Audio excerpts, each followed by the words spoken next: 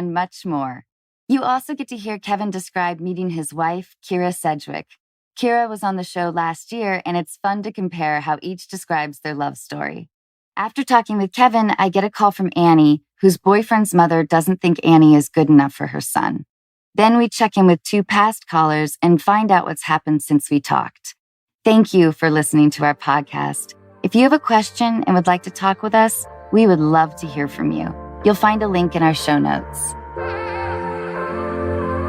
Ladies and gentlemen, you are listening to Unqualified with your host, Anna Faris.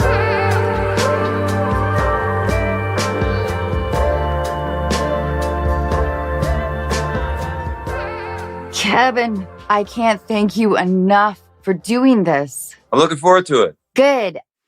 I just could not love you more. And your wife, she came on the podcast a few months ago. Yeah, she told me. Yeah, she had a great time. She is just so lovely. She gave us a version of how you met. Will you give us your version of that love story? Well, let's see. I was doing a play downtown. When I first moved to New York from Philadelphia, I was really doing a lot of theater. A lot of off-Broadway, a lot of off-Broadway. Sometimes there were 3 offs involved. And Kyra grew up in New York, and her mom was a big theater goer. And Kyra had started to show some interest in becoming an actress herself. She was doing, school plays and stuff like that. And amazingly, her mother had sort of like clocked this young actor, me, and seen a couple of things that I'd been in. And for, I think it was her birthday, this is my memory, she got her tickets to this play that I was in downtown at the Cherry Lane Theater in the Village called Album. So she came to the show. She came to a matinee. We had 2 shows that day. It was probably a Saturday or Sunday. And in between the shows, I was in the deli buying a sandwich, and her brother were there. And she said, "Wow, that's that guy from the play." And her brother said, "Oh, go up to him and talk to him." And she did. And she said, "Hi, I liked you in the play." She was 12. I was probably 19, I guess. And that's how we first met. Now, I have no memory of it, but she apparently does. That's amazing. And then you fell in love on a film set. We did, yeah. Many years later, there was a great playwright named Lanford Wilson. And Lanford had a play running at the Second Stage Theater that had Jeff Daniels and Cynthia Nixon were both in it. Jeff doing the lead part and Cynthia a smaller supporting thing. And the director from Boston, whose name was Jane Eagleson, came to the play and decided that he wanted to film it. He wanted to do a filmed television presentation for American Playhouse, which was a PBS show back in the day.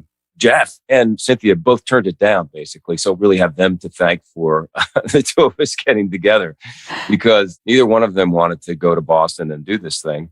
And so, yeah, we ended up acting together, and it was February, and we met. I fell in love with her pretty much immediately. What was it, do you think? Well, I don't know. I mean, she just had this amazing energy. She does. Yeah, she's got a light, inviting warmth. Yeah, she definitely did. And she was a knockout, and she was very serious about her work. We have a word which is actressy or actory. Sure. I love it. Applicable in a lot of situations. Yeah. She didn't have that. She didn't have that. She was, I don't know, I can't really put my finger on what that difference is, but I could already see that at that young age. I mean, she was probably 21.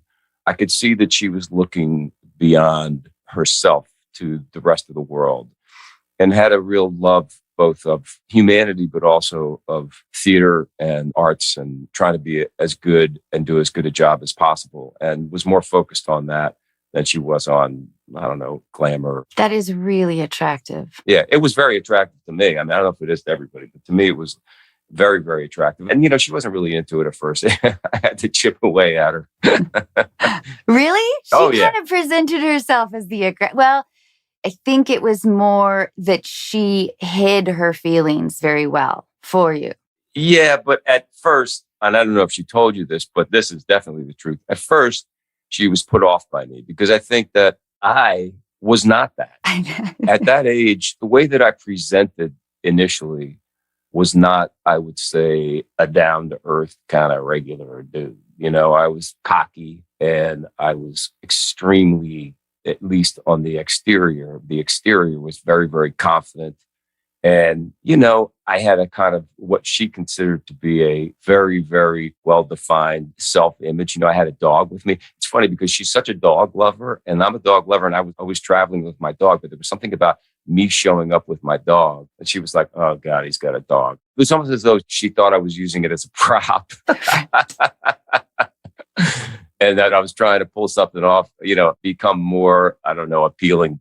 And the other thing was I'd been in a relationship for quite a few years right before that. I'd been in a lot of relationships before that one, but then I hadn't been in any relationships in a long time. So I didn't really know how to approach it. I was sort of terrified and bumbling. She didn't even really get that I was interested in her. Well, I'm really happy it all worked out. You described attending the Animal House premiere as a humbling experience. Will you tell us a little bit more about that? Oh, yeah. It was the most humbling experience.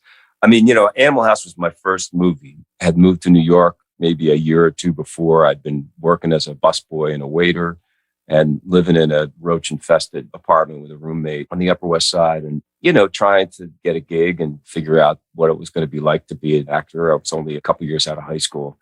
And they came to the acting school that I was at, Circle in the Square on 50th and Broadway. And a casting director decided for some of these peripheral parts, kind of like a talent search of unknown people. So without an agent, I went in and met with John Landis. It was a very, very small part. And basically, he cast me because I could make a face that he liked, And so I made this face for him. And then all of a sudden, out of the blue, I got this part and I got flown out to the University of Oregon where we shot Animal House. And I stepped into this wonderful, incredible, magical world that I've lived the rest of my life in. That was my first exposure to it. So when I got back to New York, I had this idea in my head that my life had changed in a way. Again, there was that sort of hubris that I was living with. And that when this movie came out, because I was in it, I was basically going to not be able to walk down the street anymore. I mean, I heard a story about James Burrows, great television director, taking the cast of Friends right when they were about to shoot the pilot. And he took them to Vegas and he sat them down and he said, go enjoy the casino because you're never going to be able to do that again in your life. You're never going to be able to walk through this casino without getting mobbed. Your life is about to change. That's a big promise to make. I mean, It is. But he was very confident that that was going to happen. And he was right. Now, in my case, I had sort of convinced myself that that was about to happen to me. Then that must have been a weirdly lonely time. If you're still working as a waiter, Mm-hmm. you are anticipating the movie coming out. Uh-huh. You've lived that experience. What was that time frame like? Were you able to be like, dude, I'm in this movie? Yeah, I was. And listen, the place where I was working as a waiter, there's this fantastic show, The Bear, on now. And it was a similar kind of place, not quite a sandwich shop, but it did have a bar. But it was very much a family. I mean, that was my family at the time. Oh, that's nice. Those were my friends. They were from all different walks of life. I was by far the youngest one, but I had very good friends and lovers. And I was completely enmeshed in this world. And in that world, those people were nothing but supportive that maybe somebody in this family could bust out and make it. Oh, incredible. So when the movie came, when it came to town, pretty much all of the cast and directors and crew and producers, everybody were LA based, but they came to New York for this New York premiere and it was going to be down on Broadway, like in Midtown. And I got really excited about it. I had to ask for the night off from work. And, my boss said, yeah, go, you're going to kill it. And I showed up at the premiere. Are you in like your nicest suit? I was in whatever I thought would be attractive Uh-huh. to make a night of it. I don't know if I wore suits. I don't know what I would have worn. Honestly, I'm not sure. But, it was probably like a members only jacket or something like that, But, I showed up at the premiere and here come all these big limousines and the cast is all piling out of these limousines. And I'm on the other side of the red rope, I'm out there with the crowd holding just like a regular ticket and everybody else is walking this red carpet. And I had not been included in any kind of way in that. So I was like, oh, wow, there's a real hierarchy here. These are the stars of the movie. I'm not the star of the fucking movie. I have this tiny little part. And I went into the theater And I wasn't allowed to go past one section where the seats were kind of sectioned for members of the cast and the filmmakers and stuff. But somebody saw me from, I guess, one of the other actors and took pity on me, dragged me into that section. I went down to a party that was at the Village Gate, and I realized that nobody recognized me. I didn't have short hair anymore. And it was a great movie to have been in, just in terms of like such an iconic film. And I'm so happy to have been in it. But it did not do anything for either my career or changing my life. And I ended up that night going back to the bar and leaving this, what I had assumed was going to be a glamorous party where I was going to have women hanging all over me and, photographers wanting my picture and all. It was a bust, And so I went back to the bar and hung out with my friends. I went and I was like, shit, are they still open? It's like 1:00 in the morning. And, we just hung out. And that was a great sort of realization that, you're not always as cool as you think. And there really isn't like a finish line. Right. There's just no guarantee around here. Right.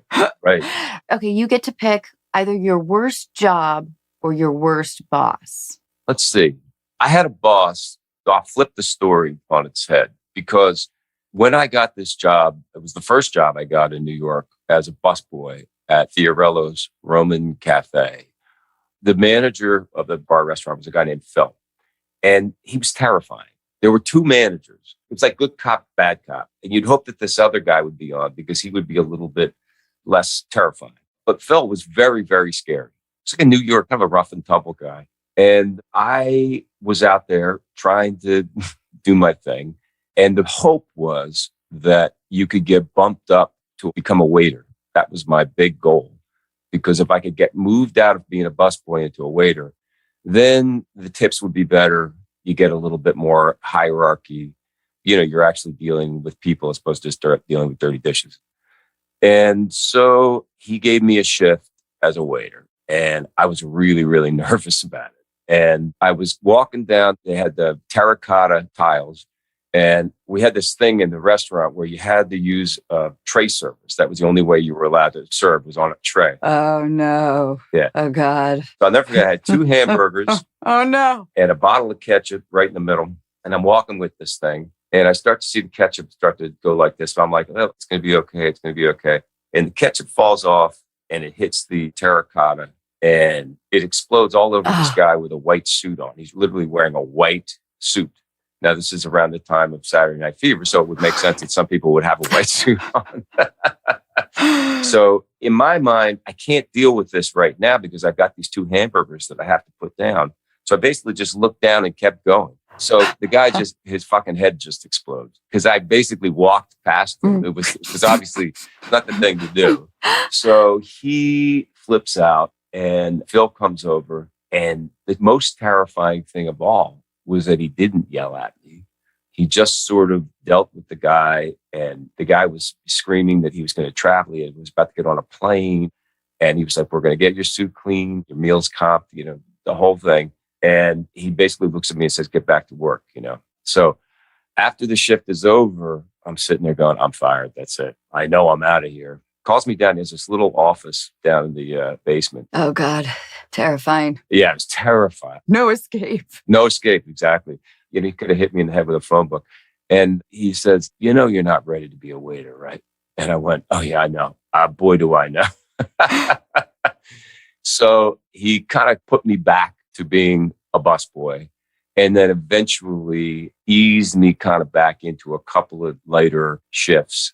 And eventually, when I left that place, I actually was working as a waiter. I did have a few shifts. And I've actually since seen Phil like around the neighborhood, or, he went on to manage some other restaurants. And sometimes I go, and he always would come up and say, I'm so proud of, what you did. And that's what I'm saying. The story got flipped on its ear because ultimately he was a benevolent ruler. I think that's wonderful. Good for Phil. Phil Scott. Shout out. Kevin, tell us about high school. How do you think your classmates would have described you? I mean, people liked me in high school. I was definitely popular. I think I'm one of those people, which is a lot of what being an actor is, that could really hang like with pretty much everybody. I wasn't a great student, Well, you didn't need to be. Yeah, I didn't need to be. I didn't. Honestly, it's a terrible thing to say, but I didn't need or really want any kind of education. The education that I wanted was the education of an actor, of learning how to do what it was that I had already decided that I wanted to do, you know? So high school was a place that I was trying to get out of, you know, get away from. Mm-hmm. I wanted to move past it. I had good friends and I had great teachers. I was in the Philadelphia public school system. And I think that teachers, it's one of the most heroic jobs there is. Agreed. To, you know, go in there every day with very little acknowledgement and very little money and, you know, deal with people who are at such a volatile age and to try to break through and teach something important to young minds. I mean, it's heroic. How old were you when you first felt like you were in love? Oh, 3. I was the same way. I mean, I had love fantasies about people from a very, very, very young age. Maybe not 3. I'm not sure I can remember 3, but it's hard for me to remember a time when I wasn't feeling some kind of love. How old were you when you had your first serious relationship? That's how do you define that? Serious relationship? Well, maybe like a year. Yeah, okay. For that, I would say probably about 18, maybe. Yeah. With a much older woman. Oh, interesting. Yeah. When I was a teenager, I dated much older women most of the time. What was the draw? What wasn't the draw? Right. I mean, I'm with you. I think you were wise beyond your years. I don't know that it was necessarily a draw as it was just that's who I was around. You're right. Because I wasn't in college, right? So I was working in restaurants and bars. Even at Circle and the Square, where I went for the first 2 years of the theater school, I was by far the youngest student there. I was 18, and everybody there was usually college graduates. It was more of like a conservatory type school. So I don't know. It wasn't so much that I was like, oh, I like, you know, that's who I was around. And I didn't really ever think about it as anything other than they were just women that I liked. During that time in your life, did they usually break up with you or did you break up with them? How would you rate yourself as a boyfriend? I'm sure I've made mistakes. Who broke up with who? I think there were a lot of times when it just kind of... Just fizzled. Yeah, just kind of fizzled. I think that when I was in a relationship with someone, I think I was usually committed to them. And it's not like I was sort of a philandering Lothario, but I did have a lot of relationships. I think that there's a correlation between those early sort of crushes and being a good boyfriend. Mm-hmm. I am curious about the actor-actressy idea. Right. To me, I would describe someone as actor or actressy if it seems like they don't really enjoy acting, if they're a little wrapped up in the other shit. There you go. Yeah, I think that's a good description. Where the other stuff is more important. Right. Listen, I love actors. I have a very, very soft spot in my heart for us and for what we do. And it's hard and it's vulnerable. And there's a lot of bullshit that you have to put up with and go through in order to get it done. So even if somebody is actor-y or actressy, I don't begrudge them to a certain extent because it's a vulnerable place to be. And, you know, if you tend to make a little bit more drama out of things in your life, that's what you do for a living, you know? You're a dramatic person. I think that's generous of you. I definitely went through a decade of like resentment because I was such a theater kid. You know, early 2000s, there were like a ton of teen movies. And I was kind of astounded that so many people did not seem to concern themselves with performance. Yeah. Kevin, if you could give your younger self any advice, what would it be? When I was younger, for many, many years, what I didn't want was advice. What I didn't want was help. What I didn't want was a mentor. I was even resistant to teachers. I took acting classes. I had an agent, but I really felt that ultimately I knew everything there was to know about the industry, about acting. I wish if I could look back and change anything, that I would have embraced a mentor. I would have really listened when somebody was giving me career advice. I don't remember ever being a child in a weird way. You know, I always felt like I got this from a very, very young age. And I don't know if that's nature or nurture or some kind of a combination of the two things. Now in my life, I stop and listen more. I look and listen to people and hear what it is that they have to say. And they don't have to be, older people. They can be younger people. They can be people that have a different kind of life experience than me, someone who comes from a completely other world that I don't think I can understand. So if anything, I would say, look for some advice. People ask me a lot, because Kyra and I have been married for so long, they ask me a lot of relationship advice. And, I just can't say that I have it. Truth is that marriages mostly don't work.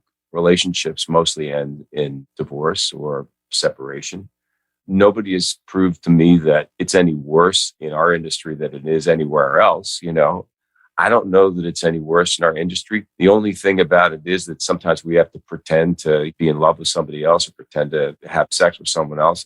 And to me, that's almost like a small hurdle. We all have to pretend to kill people and pretend to die and pretend to get cancer and, do all these other things that we have to pretend to do. But I think that the two of us just kind of found someone that we were meant to be with. So I think sometimes people put too much pressure on themselves if a relationship doesn't work out, that they've completely fucked up in some kind of way. It's hard, man. Not everybody is meant to stay together. And in terms of acting and career, what I tell young people is do something else. Here's what I'm going to tell you. Someone, in high school said that you were handsome and pretty and your voice was nice and you should be an actor because you were good in the school play. Here's my advice. Do something else. But if you're the person that says, Kevin Bacon told me to do something else and I told Kevin Bacon to go to hell, then you're the person that should become an actor, because you have to have that drive. You got to have that hunger in your belly. You got to have that desire to try to find something that is unique about yourself. And you obviously, besides just being good at it, you found something that was working for you that makes you go, wait a second, I got something that somebody else doesn't have. There's a million people in this room who are going to try to get this part. And once you get that part, there's a million things that are going to come out that weekend, or a million TV shows on the air, or whatever it is. And there's so many chances for so many things to go wrong. And you just have to keep telling yourself, yeah, but I got something that nobody else has. You're right. Kevin, I was an odd, solitary child. And I watched Whitewater Summer over and over and over again. I really loved that movie. I don't hear about that one very much. I loved it. It spoke to me in a way that maybe Footloose didn't, or I don't know. So the preamble is this: you're a wonderful villain. And will you tell us about They/Them, your new movie? And hopefully I didn't just give anything away. No, that's fine. Yeah. I mean, right away that I'm a guy that runs a gay conversion camp. So you're some kind of villain. I mean, whether or not you're a killer is one thing, but right out of the box, he's obviously not a good dude. It is a movie that is set in a gay conversion camp. And it has a template that is a lot based on the kind of camp slasher movies of the 70s, of which I was in one of the most famous ones, Friday the 13th, which ended up spawning not only so many movies in that genre, but also about, 17 sequels or something like that. I don't know. And John Logan, who wrote and directed the film, who I've known for many years, he's a brilliant screenwriter and playwright with an incredible list of credits. Yes. Yeah, I mean, amazing. Like Gladiator? Yeah, Skyfall. Yeah. On and on and on and on. He came to me with this thing, and he was so horrified by the idea that this could even exist in this day and age. But rather than make a movie that would be a dark little indie sort of exposing this, there is a version of this movie that probably less people would want to see. He decided to take a genre that has the possibility of reaching a larger audience. And so he structured it as a straight up slasher movie. But the horror in the movie, yes, there's a killer. Yes, they have to figure out who it is. But it's also a very empowering movie for LGBTQ youth. There's all kinds of young people in the movie who I think are all, in their performances, extremely authentic. And my character, what we tried to lean into was to move away from what would be a typical kind of idea about the type of man who would run this place, with a crew cut and, sort of a right-wing, heavily religious sort of figure. and make him a little bit softer and a little more reasonable, at least initially, and a little bit more of a hippie. Yeah, you're inviting. Inviting, yeah, yeah. And what John and I talked about a lot was that we wanted these scenes to almost feel as though somebody could be sitting out there going, yeah, I hear what he's saying. He's making a lot of sense, even though what he's saying is absolutely terrible and to me is completely objectionable. And then, of course, the actions that follow are incredible and severe and scary. And then there's some incredibly fun moments. And you're right, the young actors just do a beautiful job. They do, yeah. They really do. And they were great to work with. And I think they all had a really great time. You know, John created a very great, fun set to the extent that it could be fun given what we were doing. He made it a really pleasant place to work. And that's on Peacock August 5th. Kevin, before you go, will you tell me what your favorite death scene has been? I think it would be probably River Wild. I die at the end of that and Meryl shoots me. So you could do worse than having Meryl Streep shoot you. So was that your first time with a squib? No, my God, no. Oh, I don't even remember the first time with a squib. I've had multiple squibs. I think the most I ever had was 7. I've been gutted. Mm-hmm. My throat was slit once. Yeah, it happens. It happens. The River Wild. I read somewhere that you guys were falling out of the boats. Is that right? Yeah. Oh, yeah. We all came out of the boat. It was definitely a dangerous movie to make. And one that I just read 2 days ago, they're remaking, I think, as we speak. And I hope it's good. And I mean, you get old enough, they start remaking your movies. Kevin, thank you again. Thank you. Please give my love to your wife. I will. Bye-bye. Bye.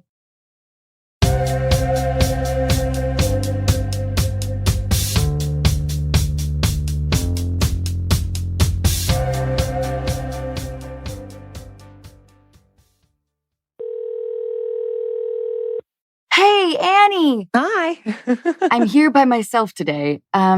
Will you tell our listeners what's going on? Yes. So I have been with my boyfriend, Jack, for about 8 years now. And he's always been really close with his mom. I'm really close with my family too. But recently I have been having some issues with her. So essentially, we've always had a good relationship the whole time we've been together. His grandma got sick earlier in the year in January. And like everybody went to go basically say goodbye to her. There was a big fight and his mom had been drinking, ended up kind of blowing up on everybody. He stood up to her and it did not go well. She said some terrible things to him. The next day kind of like doubled down on that and blocked him. And then he was trying to repair it. It again wasn't going well, kind of kept getting worse and ended up that she revealed to me that he had kissed another girl like 5 years ago, right before we had taken a break, which was like a good time for us to take a break. Like it made sense. I didn't know about that part of it. So that was really hard for me to hear. Yeah. Yeah. So we were already dealing with that. And then his mom, like, I was like, you know what? I think I'm going to be done. My parents are like, we're very Southern. It's very like, always tell the truth. So for me, that was a big deal. And I had contacted her to be like, you know, you guys really need to fix this. What you said to him was wrong. He loves you so much. I don't know if I can stay. And she seemed to be really nice to me then, but then later that night sent me, honestly, one of the meanest text messages I've ever read, which culminated to the worst part being that he deserved to be with somebody who could give him children, which I lost my fertility to breast cancer when I was like 26. And we were together during that time. So like she knew me during that time. And she's, again, like kind of doubled down on that afterwards, but with trying to then repair her relationship with him. So it went from he's the enemy to I'm the enemy. And it was like, oh, is she controlling you? Like, is she not letting you talk to us? Is this all her doing it? And I didn't say anything to her. And so now it's been months and she's written me a letter and said she feels horrible, like wants to be forgiven. And him and I have been working a lot on our relationship and like it's going very well. So I don't want to like have a complicated relationship with her forever. And like, it's obviously very difficult for him, this situation too. And I have worked a lot on like being a people pleaser because I've done that my whole life. And I've worked a lot on not doing that in the past few years of my life. And so I'm having this like moral conflict of like, there's a part of me that of course wants to forgive people, but there's also this part of me that even when I was reading her letter, that was just like, okay, whatever. I don't even want to hear this. So I'm just wondering like, how do I forgive her? And should I? Before we kind of get into this, just to put things into perspective a little bit, Annie, and hopefully maybe this is good food for thought, is that because her actions are illogical and cruel, it's not personal, even though she knows how personal her digs are. She's like spewing it out. And so I don't know what is driving her unhappiness, what kind of bitterness in her life that she is swimming in right now. Yeah. But I'm really sorry. But do know that if it weren't you guys, it would be somebody else. And it probably is. She's in a dark, bitter place. Yeah. How generous do you want to be? That's a good question. And I think that that's something like my mom and I are super close. And she's the kind of person who, like, if somebody needed her to, like, literally chop off her arm for them or something, she would do it without hesitation. And I think I've wanted to always be so much like her because I admire that about her. But then I also want to show her she can care for herself in the same way. And I think in this situation, like, that's really where I'm conflicted because a part of me wants to just be like, okay, be the bigger person and just forgive. But then there's also a part of me that feels like that's accepting that treatment or like setting something up. Yeah, without boundaries. This is like when you have to change your mentality to you're in like the customer service industry. Yeah. She's at a place where you can't get revenge right now. You can't get satisfaction. Yeah, it's difficult too because like our whole relationship, I feel like I've always had a really good relationship with her and like a pretty close relationship with her. So to hear that like flip, Totally. this is crazy. Oh, yeah, I can only imagine how shocking it must have been. Annie, I really admire how considerate you're being toward her. My instinct my whole life has always been to just be kind to people, know that there's always more going on than just what's on the surface. But it has led me to be like taken advantage of in my life for sure. Right. And because you are an open, sensitive person, this stings even harder. Yeah.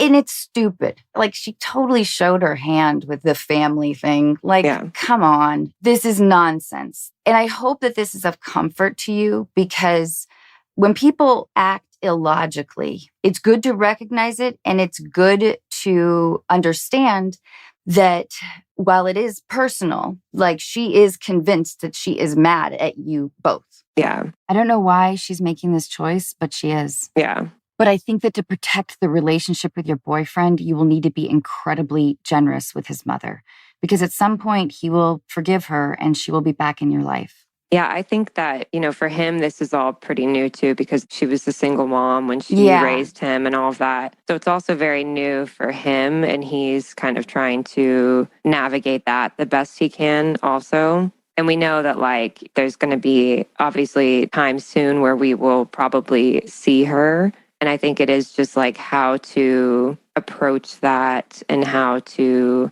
protect ourselves. Yes. Because obviously it's easy when you're like across the country and, you can avoid a phone call. Yeah, I think you might have to be really generous with him too, so he won't have to choose you over her. Otherwise, there might be some resentment later. Yeah. And I think you are the only one who can really offer the olive branch. Yeah. I wouldn't usually advocate taking shit from anyone, but I think you kind of have to play the long game here. You'll probably never be as close to her as you were or look at her the same way again, but you'll have to fake it. Yeah. At the same time, I don't want you to tell her that she hurt you. She won't give you what you want, and I don't want you to be vulnerable, at least for now. Yeah. But if you can find a way to let go of it and convince her that you have, then everyone benefits in some way. And your boyfriend will appreciate you making that effort for him. I do want you to set some boundaries, though. And if she says or does something like this again, I want you to stand up for yourself. And I think after seeing how you handled everything this time, your boyfriend will or should stand up for you. It will be an easier choice. That's a good idea. If he doesn't protect you, then that's another conversation. This might even be an opportunity for you and your boyfriend to get closer. You can scheme together, on how to win her back. But it's going to take a lot of patience for sure. I think it's tough because I've never been into that situation where, I've had other long-term relationships, definitely not as long as this one. But it's usually the situation where the mom likes me so much that then the boy likes me. Well, I'm really happy for you. And I think that there's a lot of wonderful potential. I love it that you're in a great relationship. Yeah. I'm really sorry that you are in a position where you have to be this generous. It sucks, but it'll pay off in the long run. Yeah, I think it's helpful too to just have like an outside, uninvested opinion that also isn't my therapist, who's obviously also invested in me. Yeah. I did want to say though, Anna, I did wait on you one time and you were the kindest celebrity I've ever waited on. Very close tie with Drew Barrymore. Oh, Annie, that totally warms my heart. Thank you. I'm a fan of both of yours, but I just remember that day being like, she is just 40 million times more wonderful than I could have ever imagined. Oh, Annie, thank you so much. And thank you for calling in today.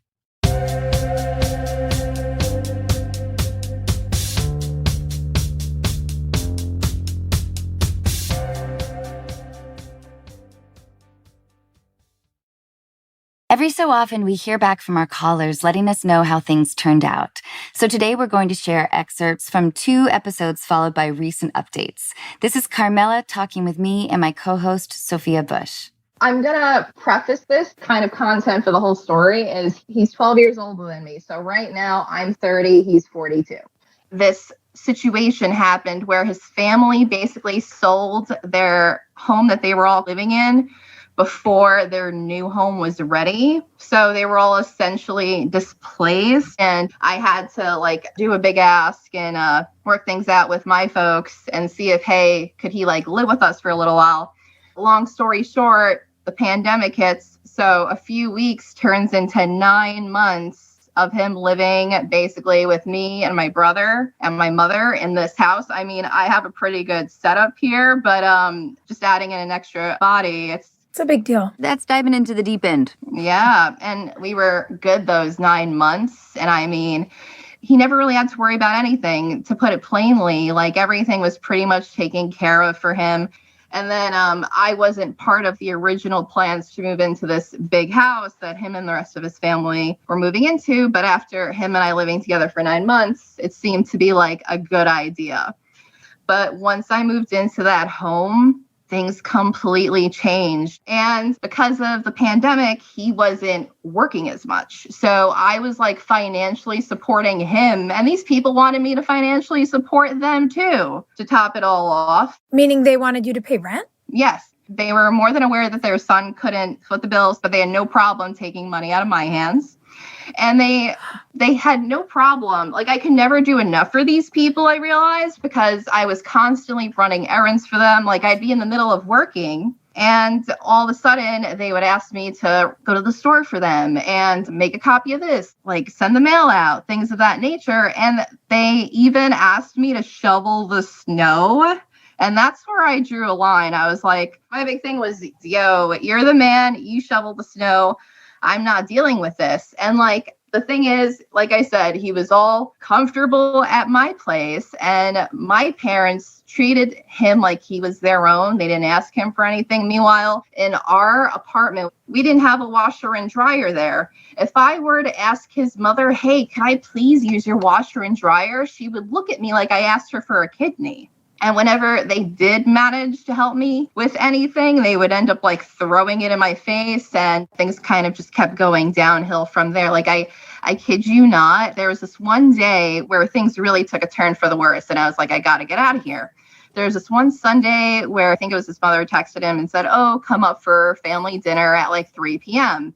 He didn't want to go. He didn't even bother mentioning it to me. Tell me how these people turned it into, she's trying to tear this family apart.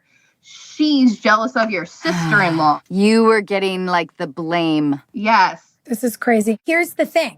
If he wants a future with you, he has to do the work of setting boundaries with his family. Right. And one of the best ways to do that is math, because math is unemotional. And to look at the 9 months of not an ounce of a financial contribution in your home, what would the rent have been for half of the basement apartment in your parents' house? Oh, about $1,000. Great. So we're starting with $9,000. What does it cost monthly to send your laundry out to a service? Because that's what you had to do at his house because they wouldn't let you use the washer. Mm-hmm. Your mother did this man's laundry. He's 42 years old. You are employed. How much money are you making? He's not making any money. What are the utilities he's not contributing to? This is absurd. The fact that his family had the nerve to ask you for rent money after your family let him live rent-free for 9 months, I'm insulted. Oh, man. First, Carmela, I was like, we can do this. We can solve this. Because I was like, you know what? She's really into this guy. He makes her feel safe and they connect and he's into her. They can overcome some things. But it is in these particular circumstances, until he has enough financial resource to extract himself from that living scenario, that is a big hurdle. And I don't know if you're going to get anywhere by telling him, you let me down in this way. And I love you and I want things to work out, but here are the things that need to change, because I don't know if he's ready for it yet. Now we are going to hear what Carmela decided to do and what happened since we spoke. So after the call, I generally just really began phasing out Clodro. As simple as it sounds, I just stopped speaking to him. And as time went on, I figured he got the hint, and I hate to be like someone to block, but eventually I realized I had to just block this person. And I've just been trying to focus on myself, get back to the gym and other things that make me happy on top of being the workaholic that I am. I just can't thank them enough, really. I mean, I'm just such a fan of both, but I think just hearing their voices really cleared things up, really put things in gear for me, because I feel like deep down, I subconsciously knew all of this, but I didn't want to own up to it. But hearing Anna and Sophia say things that I was thinking really solidified it for me. I just wanted to, thank them. They really put it into perspective for me, and just hearing their take on things helped out a lot. And, honestly, I feel a lot better mentally, just putting it in the back of my head, like, hey, this happened X amount of time ago, and there's bigger and better things out there for me. And she said to me, and Anna said this as well, that I deserve better. And that's the big thing here, is realizing that I do deserve better. And I think I internally knew that. And that's why I left and moved out at the time that I did. My co-hosts in this next clip were Cameron Diaz and Catherine Power. Here is a recap of our call with Gina. So I just recently got engaged, and one of the issues that's come up, but also been something that's been weighing on my mind for the last even year, is my dad's wife. She's an alcoholic. I don't think she would admit that, but we all know she's an alcoholic. And both of my older brothers are married, and she caused a scene at one of the weddings being there, and then not even being there. She still managed to cause issues. She was the reason my dad left my mom. So obviously that causes some major issues just with that factor. So my first brother got married 10 years ago, and she was not invited to the wedding because the divorce had just happened. And so when she wasn't there, my dad was obviously upset about that and got into a fight with my other brother about it. And then he refused to even come to the reception because she wasn't invited.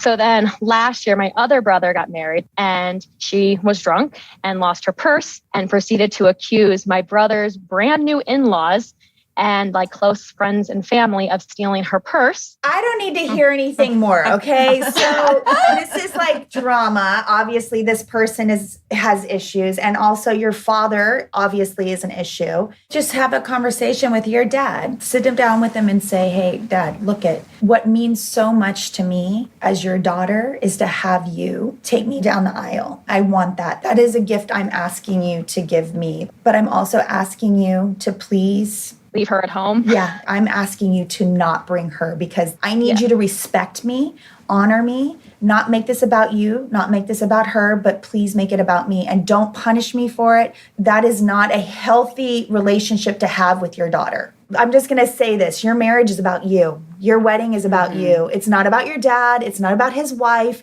And if your father cannot put you before himself or his wife to honor you on one of the most important days of your life, to come forward in a ceremony to join you and your husband, that's what it's about. It's about who you want to be present for that ceremony, to witness that. It's about your community who's going to help the two of you remember what you said to one another. Okay, there is another version of this where everyone gets drunk and just has a crazy time.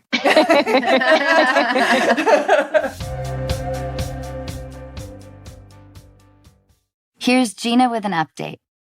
I just ultimately decided it's not in our best intentions to have her there when she could embarrass us and basically steal focus. And it's not about her, it should be about us. So we haven't actually had the conversation with my dad. We're in the early planning stages when I talked with them. So my dad actually has stepped forward in a big way with financial help, which makes the conversation almost more awkward to have. We originally were not anticipating him to contribute in any way, so we were pretty pleasantly surprised. We still want to have the conversation, but we've also kind of decided to go about it a little bit differently, voicing our concerns first, as opposed to just kind of come out and be like, she can't come. Like, we think if we kind of go through it with my dad, like more logically of this is what our concerns are, then hopefully he'll come forward and be like, well, then maybe it's just best that she doesn't come, because he's not aware of the situation. He knows. So it's not like it's going to be a total surprise to him, but we just thought it kind of put it onto him a little bit before we just outwardly say she's not welcomed. I do feel like my dad has been really excited for us and like really wants to hear updates. So I think that that's been really good and very surprising for us. So again, that kind of makes it harder when he's being more supportive than I think we anticipated. She's also kind of been supportive and wants to hear stuff, which, then again makes it difficult. But again, we know what she's like when she's in person versus just us on the phone.